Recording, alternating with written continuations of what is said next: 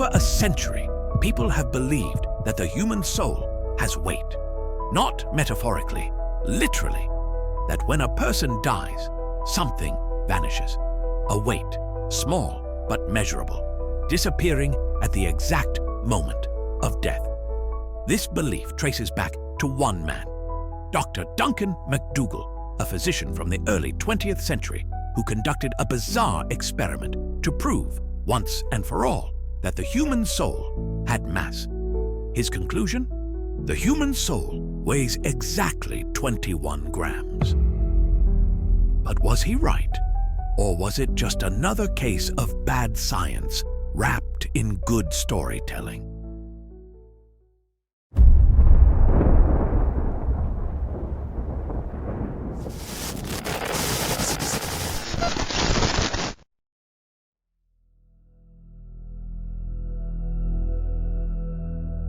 Let's rewind to 1907. America is deep in the progressive era, a time of rapid scientific advancements, industrial growth, and a hunger for understanding the unknown. Spiritualism, communicating with the dead, is booming, with seances and mediums offering glimpses into the afterlife. And Duncan MacDougall? He wants proof. MacDougall, a Massachusetts doctor, had a simple yet audacious idea. If the soul exists, and if it leaves the body at the moment of death, it should be measurable. So he built a special deathbed, a cot with an industrial scale beneath it, sensitive enough to detect the smallest change in weight. Then he found 6 patients, terminally ill, nearing their final breaths, and waited. When each patient passed, MacDougall recorded their weight before and after death. And according to him, in that exact moment, the scale dropped by precisely 21 grams.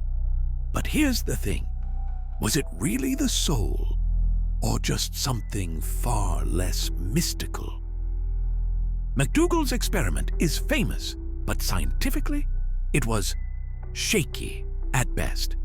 First off, his sample size was tiny, just 6 people. In science, you need hundreds, if not thousands, of cases to confirm a phenomenon. Second, his measurements weren't consistent. While one subject supposedly lost 21 grams, others lost different amounts. Some even gained weight right before dying. MacDougall disregarded those cases. Selective reporting? That's a red flag. Third, the biggest flaw, biological processes. When a person dies, their body goes through rapid changes. The lungs stop functioning, air escapes, muscles relax, fluids shift. All of these could easily account for small weight fluctuations. Scientists today argue that MacDougall was likely measuring the loss of moisture or gases, not the soul departing the body. Even back in 1907, his peers were skeptical. Physicians and physicists called out his methods as sloppy. His experiment was never replicated successfully. Yet, the legend of the 21-gram soul stuck. Why? Because people wanted to believe it.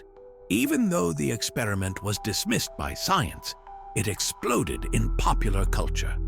The number 21 grams has become synonymous with the soul itself.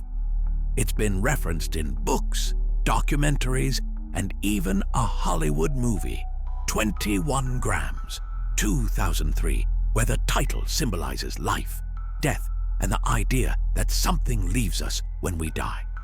Even outside science, various belief systems have long speculated that the soul has form, mass, or energy. Ancient Egyptians believed the soul, or ka, needed to be weighed against a feather to determine if it was pure. Hinduism and Buddhism speak of prana, a life force that moves through the body. Even in physics, the idea of consciousness as energy that might persist after death is still debated in fringe circles. But Here's the paradox. If the soul does have weight, what is it made of? Matter, energy, something science hasn't yet discovered?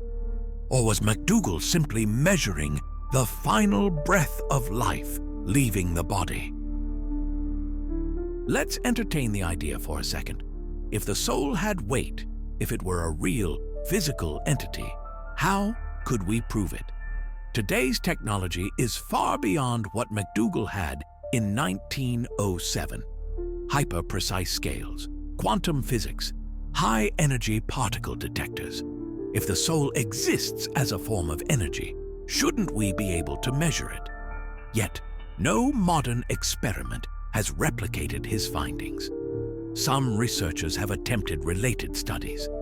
In 2001, Dr. Konstantin Korotkov used bioelectrography to photograph what he claimed was the soul leaving the body at the moment of death. But his methods? Also questionable. Another angle? Quantum physics. Some theories suggest consciousness might be linked to quantum mechanics, microtubules in the brain acting like tiny quantum computers. If consciousness is tied to quantum states, does it leave when we die? That's still pure speculation, no hard evidence. But the truth is, science isn't designed to study the soul.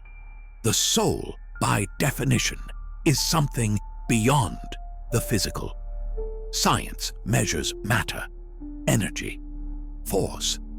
And the soul? It might just be something else entirely. So, was MacDougall right? Does the soul have weight? Most scientists would say no. His experiment was flawed, his results inconsistent. The 21-gram theory was never replicated. But the idea? It refuses to die. Maybe that's the real power of the soul. Not as something we can weigh on a scale, but something that lingers in the minds of those left behind. Until next time, keep questioning, keep searching beyond the structure of what you know.